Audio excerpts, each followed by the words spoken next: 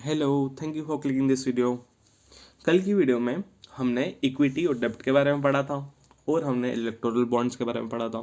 ठीक है, तो छोटे छोटे टॉपिक्स पढ़े थे बट बहुत ज़्यादा इंपॉर्टेंट टॉपिक्स थे। बहुत लोगों को कन्फ्यूजन रहता है, बहुत सारी न्यूज़ में रहता है ये, तो इसलिए मैंने वो पढ़ाया कल के टॉपिक में। आज हम स्टार्ट करेंगे आईपीओस क्या होते हैं, देन उसके बाद एफपीओस की बात करेंगे, आईसीओस की बात करेंगे, एडीआर जीडीआर मोस्टली आप न्यूज़ में सुनते हो, उसके बारे में बात करेंगे। तो आज का हमारा पहला टॉपिक रहेगा आईपीओस। ठीक है, तो अगर हम बात करें आईपीओस की, that is initial public offering, मतलब कोई कंपनी कहीं ना कहीं उन्होंने अपना सब सिस्टम बंद रखा था, प्राइवेट रखी थी। ठीक है, जब कहीं ना कहीं उसको पब्लिक के लिए ओपन कर देती है तो वो कहीं ना कहीं मार्केट में आईपीओस लाती है। ठीक है, ये पूरा प्रोसेस समझेंगे कि आईपीओ सिस्टम चलता कैसे है। उससे पहले आपको एक चीज़ बतानी है मैंने कि फेस वैल्यू क्या होती है।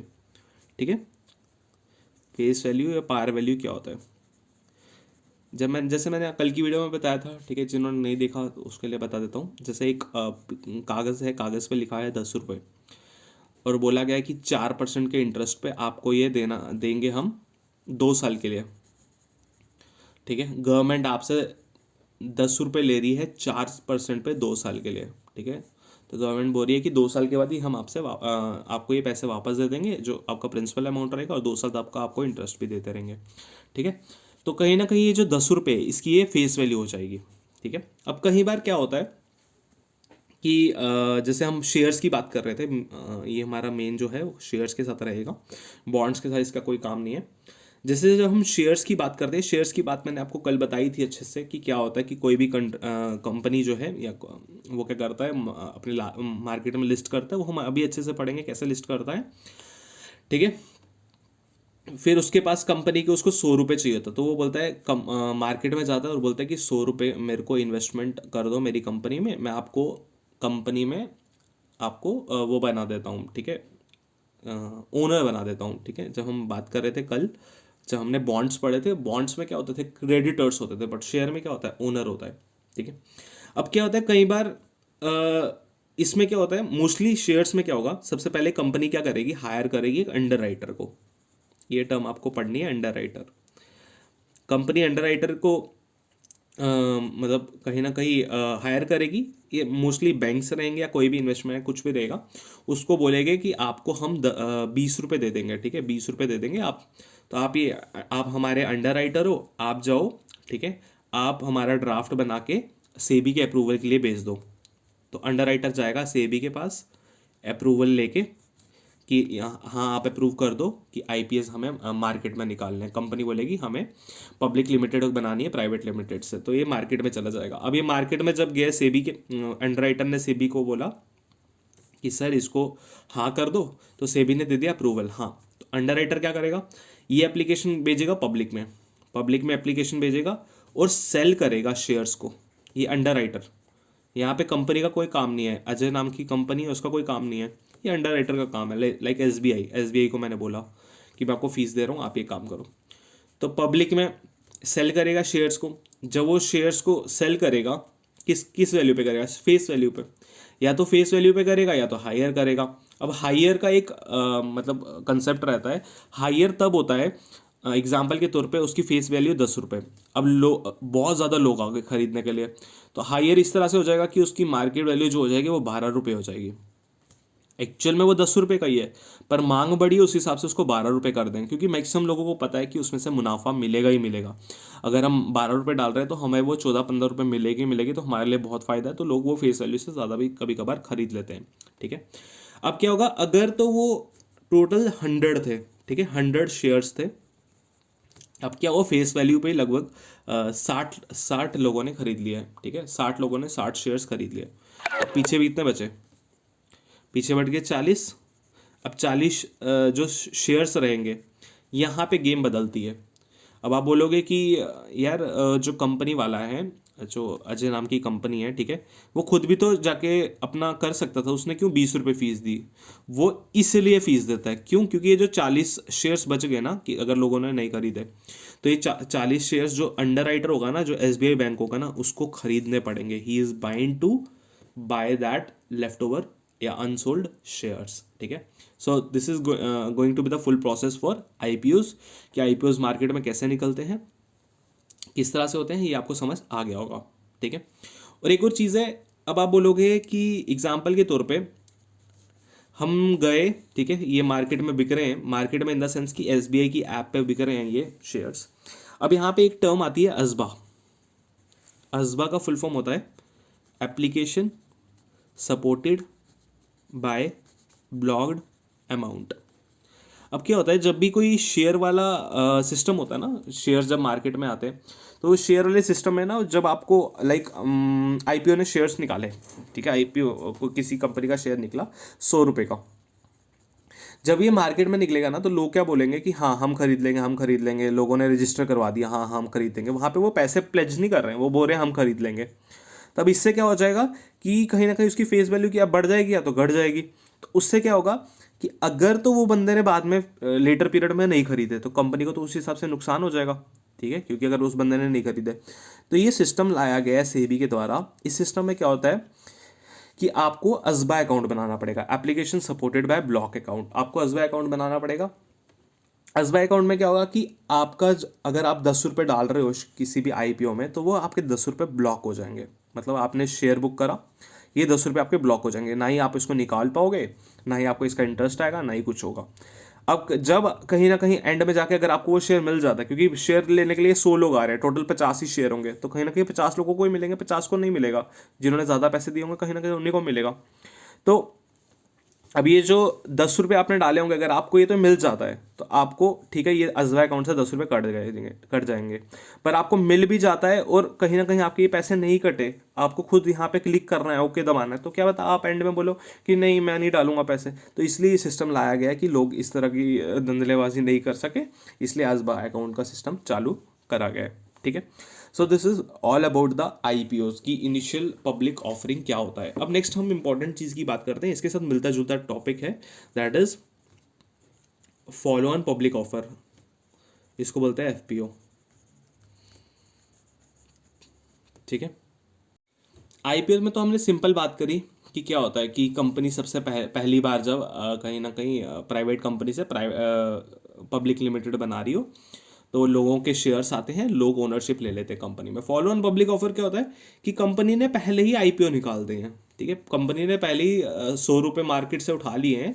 अब कहीं ना कहीं अब बाकी जो कंपनी की खुद के शेयर्स है, लाइक कंपनी के पास 100 शेयर्स थे, 100 शेयर्स में से उसने 400 शेयर्स तो उसने 400 बोल रहा हूँ, 40 शेयर्स है वो तो पहले ही उन्होंने एफपीओ में निकाल दिए, आईपीओ में निकाल दिए हुए हैं। अब पीछे उनके पास कितने 60, अब 60 में से ये 10 अगर वापस से मार्केट में निकाल देंगे एफपीओ के फॉर्म में, तो उसको हम एफपीओ बोलते हैं सिंपल।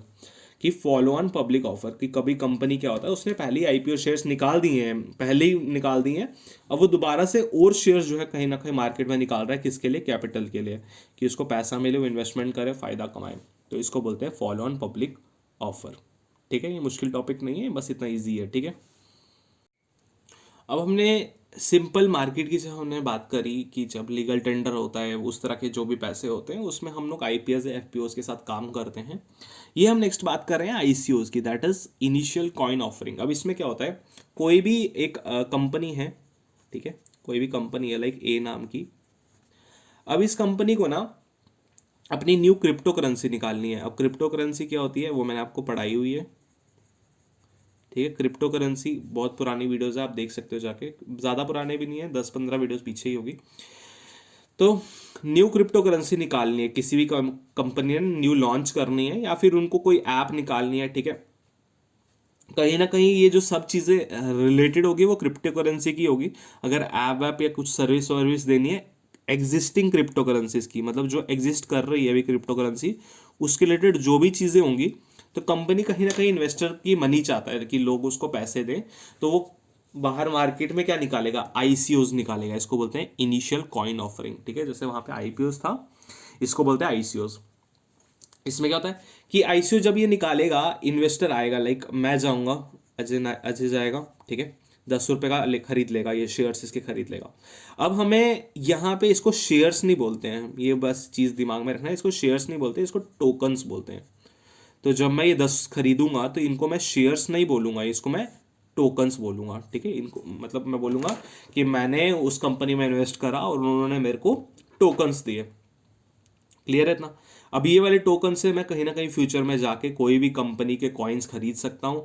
मतलब कहीं ना कहीं जो इसका मेन गोल रहेगा ना वो क्रिप्टो मार्केट में ही रहेगा, क्रिप्टो मार्केट में ही रहेगा मेन गोल जो इसका रहेगा, कि वहाँ पे हमें कोई भी धंधलेबाजी करनी है तो क्रिप्टो मार्केट में हम कर सकते हैं इसके रिलेटेड। तो इतना डीप जाने की ज़रूरत नहीं है, हल्का सा पढ़ो क्या होता है और आगे बढ़ो, ठीक है। तो अब हमारा नेक्स्ट टॉपिक रहेगा एडीआर, जीडीआर, आईडीआर या फिर भारत डीआर, दोनों का सेम ही नाम है, ठीक है। क्लियर है इतना। अब सबसे पहले एडीआर जीडीआर है क्या, मैं आपको फुल फॉर्म एक में बता देता हूँ, आपको बाकी तो समझ आ ही जाएंगे। एडीआर की जब हम बात करते हैं इसको बोलते हैं अमेरिकन डिपॉजिटरी रिसिप्ट्स, ठीक है। आप इसको फॉलो ऑन कर सकते हो आगे कि ये क्या रहेगा, ग्लोबल डिपॉजिटरी रिसिप्ट्स, ये रहेगा इंडियन डिपॉजिटरी रिसिप्ट्स, या फिर भारत डिपॉजिटरी रिसिप्ट्स, इसको दोनों बोल सकते हैं, ठीक है। अब होता है क्या है, ये बहुत बार ये न्यूज़ में देखे होंगे आप लोगों ने। एग्जाम्पल के तौर पे मैं सिंपल एग्जाम्पल के तौर पे समझाता हूँ, ठीक है। मेरी कंपनी है, ठीक है, अजय नाम की, और मैं क्या हूँ, मैं इंडियन हूँ, ठीक है, मैं इंडियन हूँ। अब मैं अजय नाम की कंपनी है, मैं क्या चाहता हूँ कि अमेरिकन जो शेयर मार्केट है ना, अमेरिकन की जो शेयर मार्केट है, कि कहीं ना कहीं उस शेयर मार्केट में मैं पैसा डलवाऊँ, मैं अपने शेयर्स बिकवाऊँ लोगों को, जो अमेरिकन लोग होंगे वहाँ पे मैं अपने शेयर्स अमेरिकन शेयर मार्केट में इंट्रोड्यूस करूँ और वहाँ से पैसा लेके आऊँ, ठीक है। पर मैं ये सिस्टम नहीं चाहता, एग्जाम्पल के तौर पे मैं चाहता तो हूँ शेयर मार्केट में डालना, पर ये मैं सिस्टम नहीं चाहता कि मैं प्रॉपर एक अच्छे तरीके से जाऊँ, एक प्रॉपर वे से जाऊँ, कि मैं वहाँ जाके रजिस्ट्रेशन करवाऊँ, मैं अपना आधार कार्ड पैन कार्ड दिखाऊँ, मैं वो सब नहीं चाहता हूँ। तो उसके लिए तरीका क्या है, क्योंकि जैसे हमारे इंडिया में क्या है, सेबी है, ठीक है, SEBI सेबी है हमारा रेगुलेटर शेयर मार्केट का।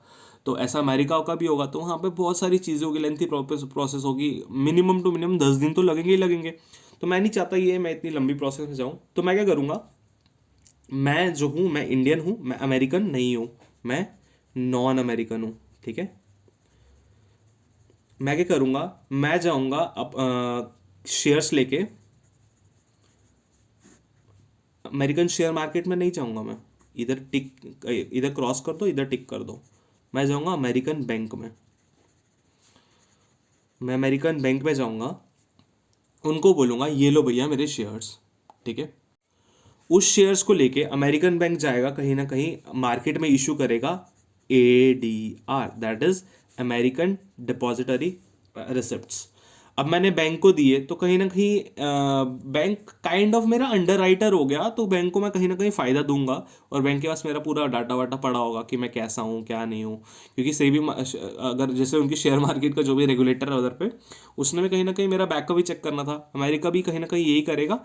पर वहाँ पे मैं खुद को लिस्ट नहीं करवा रहा, और लिस्ट नहीं करवा रहा तो मतलब वहाँ पे वो पूरा इतना जो लंबा सिस्टम चलेगा वो नहीं, अमेरिका 1-2 दिन में मेरा काम करवा देगा। तो जो मैं इसको शेयर्स दूंगा वो अमेरिकन बैंक क्या करेगा, वो इशू करेगा अमेरिकन डिपॉजिटरी रिसिप्ट्स, और उसको अमेरिका के जो भी इन्वेस्टर्स होंगे उसको सेल करेगा। अब ये चीज़ याद रखना, अगर तो मैं ये रुपीज़ में लेके जाऊंगा तो वो तो कोई खरीदने नहीं वाला, तो मेरे को ये USD में लेके जाना पड़ेगा। मतलब अगर अजय नाम की जो मेरी कंपनी है, मैं नॉन अमेरिकन हूँ, मैं अगर 100 रुपये लेके जा रहा हूँ, एग्जाम्पल के तौर पे 100 रुपये लेके जा रहा हूँ, तो वहाँ जाके ऑलमोस्ट $1.2 जो है, $1.2 जो है वो अमेरिका के इन्वेस्टर्स को बोलूँगा मेरी कंपनी में आप इन्वेस्ट करो $1.2। तो ये सिस्टम रहता है कहीं ना कहीं नॉर्मल, आप नॉर्मल वे में ये समझो, मैं अजय हूँ, ठीक है, मेरी इंडियन कंपनी है, मैं नॉन अमेरिकन हूँ, मैं अमेरिका का नहीं हूँ। अब मैं अमेरिकन शेयर मार्केट में पैसा डालना, मैं अपने शेयर्स डालना चाहता हूँ कि लोग मुझे पैसा दें, पर मैं वो नहीं चाहता कि वो उनकी लेंथी प्रोसेस से जाऊँ, 10-15-20 दिन लग जाए हमको लिस्ट करने में।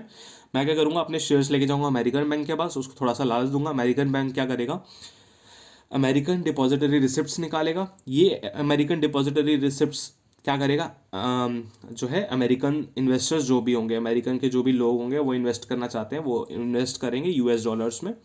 एक बंदा $1 का खरीद लेगा, एक बंदा $0.2 का खरीद लेगा, और मेरे को वो पैसा जो है अमेरिकन बैंक मेरे को वापस दे देगा, और वो मैं पैसा लेके इंडिया वापस आ जाऊँगा, और बाद में टाइम टू टाइम उनको कहीं ना कहीं फ़ायदा देता रहूँगा, जो भी उनके पैसों पे मुझे देना पड़ेगा, जो भी मैंने फिक्स रेट तय करा होगा, ठीक है। तो इसी तरह से ये आ जाता है ADR। होल प्रोसेस बहुत ईजी है, मोस्टली आप लोगों को समझ आ गई होगी। अब बात करते हैं GDR क्या होता है। अब यहाँ पे अमेरिका था, यहाँ पे ग्लोबल है। यहाँ पे अगर इंडियन होता तब भी एक कंट्री की बात होती है, यहाँ ग्लोबल है मतलब एक से ज़्यादा कंट्रीज की बात हो रही है। मतलब जैसे कोई भी बैंक है, ठीक है, कोई भी बैंक है, एक सिंगल बैंक है, अमेरिकन बैंक है। अमेरिकन में बैंक क्या करेगा, सेम प्रोसेस यही चलेगा, ठीक है। शेयर मार्केट में नहीं इन्वेस्ट करके मैं अमेरिकन बैंक को बेचूंगा। अमेरिका बैंक में जब मैं ये बेचूंगा, अमेरिका बैंक क्या करेगा, जब ये शेयर्स जो है ये इसको इंट्रोड्यूस करेगा मल्टीपल कंट्रीज में, सिर्फ अमेरिका में नहीं, मल्टीपल कंट्रीज में। मतलब अलग अलग कंट्रीज में कहीं ना कहीं ये रिसिप्ट भेजेगा कि आप लोग इसमें इन्वेस्ट करो। और सेम इसका भी जो रहेगा मतलब डिनोमिनेशन रहेगा, करेंसी रहेगा, वो यूएसडी मतलब जो कि है डॉलर्स लगेंगे, यूएस डॉलर्स लगेंगे। ठीक है, क्लियर हो गया आपको, बहुत नॉर्मल सेंस में पढ़ाया मैंने। ठीक है, अब आप बोलोगे कि आपने बाहर का तो बता दिया, इंडिया का वो बता दो, इंडिया का भी बता दो। अपना इंडिया का आ गया आईडीआर या फिर भारत डीआर, डिपॉजिटरी रिसिप्ट्स। ठीक है, अब क्या होगा, जैसे आप एग्जाम्पल के तौर पे आपका नाम है बी, ठीक है, आपका नाम बी है, आपका नाम बी है, आप फॉरेनर हो, ठीक है, आप अमेरिका से हो, कहीं से भी हो, अमेरिका से हो, काइंड ऑफ आप अमेरिका से हो। आप क्या चाहते हो, आप इंडियन शेयर मार्केट में पैसे शेयर मार्केट से लो, इंडियन शेयर मार्केट से आप पैसा लो। सेम आप नहीं चाहते वो, आप लंबी प्रोसेस से जाओ कि आप अगर अमेरिकन मार्केट की बात करें तो वहाँ का जो उनका रहेगा, ठीक है, रेगुलेटर, वो ऑलमोस्ट 10 दिन लेगा अपना सीबी यहाँ पे, महीना 2 महीना लगा देगा। ठीक है, तो आप नहीं चाहते वो लंबे प्रोसेस से जाओ। आप क्या कहोगे, आप इंडियन बैंक पे जाओगे, आप एसबीआई के पास जाओगे, आप इंडियन शेयर मार्केट को ना कर दोगे, आप एसबीआई के पास जाओगे, एसबीआई को बोलोगे कि आप ये लो मेरे से पैसे, आप ये लो फ़ायदा अपना, आप बीडीआर या आप आईडीआर, मतलब दोनों का मतलब तो सेम ही है, पर मैं दोनों इसलिए लिख रहा हूँ क्योंकि दोनों नाम इसके लिए लग सकते हैं। आप ये इंडियन शेयर मार्केट में जाके इंट्रोड्यूस कर दो मेरे नाम पे। ठीक है, अब कहीं ना कहीं इन्होंने फ़ायदा ले लिया, कुछ इन्होंने इंश्योरेंस वगैरह करा लिया, मतलब एग्जांपल के तौर पे ऐसे बता रहा हूँ, इंश्योरेंस वगैरह करा लिया, एसबीआई को भरोसा हो गया, तो एसबीआई क्या करेगा, ये भारत डिपॉजिटरी रिसिप्ट या फिर Indian depository receipt Indian share market में इंट्रोड्यूस कर देगा, बीएससी या एनएससी में कहीं पे भी। और जो इसका डिनोमिनेशन रहेगा वो इंडियन रहेगा, इंडियन रुपीज़ रहेगा। ठीक है, ये पॉइंट याद रखना कि इंडियन रुपीज़ इसका डिनोमिनेशन रहेगा। ठीक है, तो मोस्टली आप लोगों को ये समझ आ गया होगा ये सिस्टम क्या चल रहा है। अब एक और इम्पॉर्टेंट चीज़ है, मैं आपको बस बता देता हूँ क्योंकि कंसेप्चुअल बेस्ड है ज़्यादा, उसमें लेंथी कुछ नहीं है। अगर इंडियन कंपनी चाहती है, इंडियन कंपनी चाहती है कि मैं एडीआर या फिर जेडीआर या फिर जापान डिपॉजिटरी रेशोज कुछ भी ऐसा करके रिसिप्ट्स करके मैं अमेरिका मार्केट से पैसे लूँगा, तो हम बोलेंगे वो ले सकते हैं। अब इंडिया बोलेगा मैं जाके डायरेक्ट लंदन शेयर मार्केट होगी वहाँ पे उसके स्टॉक एक्सचेंज में मैं खुद को वो करवाऊँगा, क्या बोलते हैं, मतलब जमा कराऊँगा, उनकी पूरी लंबी प्रोसेस रहेगी। ठीक है, खुद को मैं वहाँ पे डलवा दूंगा अच्छे से उनकी स्टॉक एक्सचेंज में। ठीक है, जैसे अपने स्टॉक एक्सचेंज में अलग अलग कंपनीज होती है, वहाँ की इंडिया जो है खुद को वहाँ रजिस्टर कर लेगा, तो वो भी वो इंडिया कंपनी कर सकता है। अब बात करते हैं, एक अमेरिकन आया, लाइक आप भी हो ना, आप आए इंडिया में, आप क्या करोगे, इंडियन शेयर मार्केट में बैंक के थ्रू जो भी हमने प्रोसेस पढ़ी आईडीआर खरीद लोगे, तो ये भी सेबी ने अलाउड रखा हुआ है। अब क्या होगा, अमेरिकन आएगा, अमेरिका इंडिया की शेयर मार्केट में आएगा और यहाँ पे खुद को रजिस्टर करेगा। अभी आपको समझ आएगा मैं ये क्यों लंबा बता रहा हूँ। तो ये रजिस्टर कर सकता है, उसका आंसर है no no no no no. मतलब कि इंडिया मार्केट ने बाहर के जो भी लोग होंगे वो इंडिया की शेयर मार्केट में खुद को रजिस्टर नहीं कर सकते, इसलिए इंडिया ने ये आईडीआर वाला मेथड रखा हुआ है कि अगर बाहर के किसी इंसान को लगता है, ये सिंपल बात है, ये इकोनॉमिक डेवलपमेंट को देखते हुए करा गया है, क्योंकि कहीं ना कहीं बाहर की कंट्रीज़ को पता है कि अभी इंडियन मार्केट जो है कहीं ना कहीं बूम कर रही है, तो बूम कर रही है तो यहाँ से कहीं ना कहीं फ़ायदा भी उन्होंने अच्छा खासा उठाना है। अगर फ़ायदा उठाना है तो वो उनके दिमाग में रहता है कि इंडियन शेयर मार्केट में पैसे डालते हैं, तो डायरेक्ट तो वो शेयर मार्केट में डाल नहीं सकते, तो उनको कहीं कहाँ जाना पड़ेगा, आईडीआर के तरीके से जाना पड़ेगा, इंडियन डिपॉजिटरी रिसिप्ट्स के तरीके से जाना पड़ेगा। पर इसकी डिनोमिनेशन सेम रुपीज़ हो जाती है, रुपीज़ हो जाती है तो हमारे लिए फ़ायदा है, क्योंकि अगर ये डॉलर्स हो जाती तो बहुत हमें नुकसान हो जाता, हमारे उतने पैसे बाहर चले जाते। पर कहीं ना कहीं रुपीज़ में हमें थोड़ा बहुत तो इसको फ़ायदा मिल रहा है हम लोग को। तो this is about the IDR, GDR या एडीआर जो भी है। सो होप सो आपको ये वीडियो अच्छी लगी होगी, मैंने बिल्कुल बेसिक सेंस में पढ़ाने का ट्राई किया आपको। अब हमारे जो हमने उस परसों टॉपिक्स लिखे थे उसमें से हमारा शॉर्ट टर्म डेब्ट इंस्ट्रूमेंट्स और लॉन्ग टर्म डेब्ट इंस्ट्रूमेंट्स रह गए, वो कल की वीडियो में कवर करेंगे, ठीक है। फिर उसके बाद आगे बढ़ेंगे। सो अभी तक वीडियो में जुड़े हुए हो तो लाइक सब्सक्राइब कर देना, और thank you for tuning in.